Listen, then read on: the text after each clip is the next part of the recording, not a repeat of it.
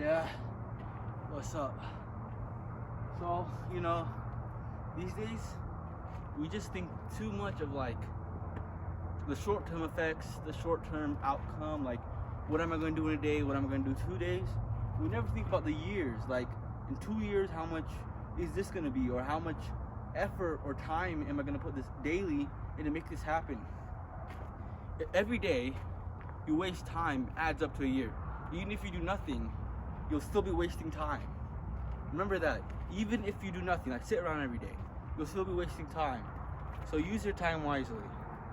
Time is something you can't get back. You see?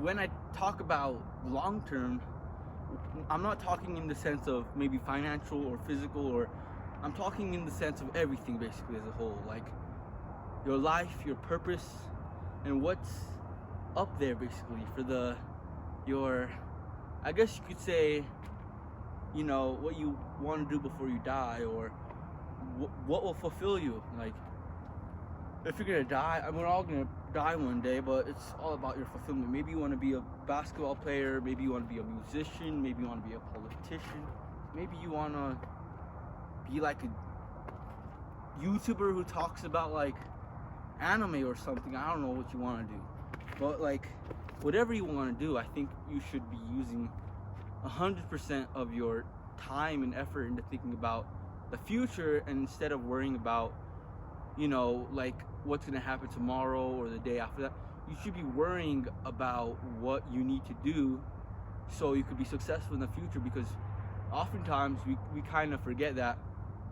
Just think about you. Just breathe with me for a second. Okay.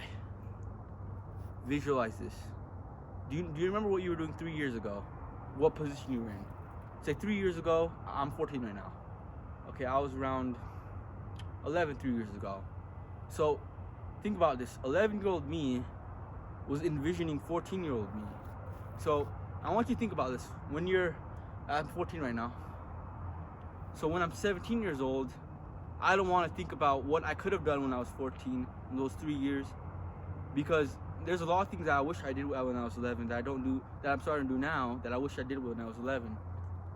So I always try to focus on the future than the past, because, well, the past is in the past, There's nothing, I can't change the past. But the future is something that I could always train for, always something that I could look forward to.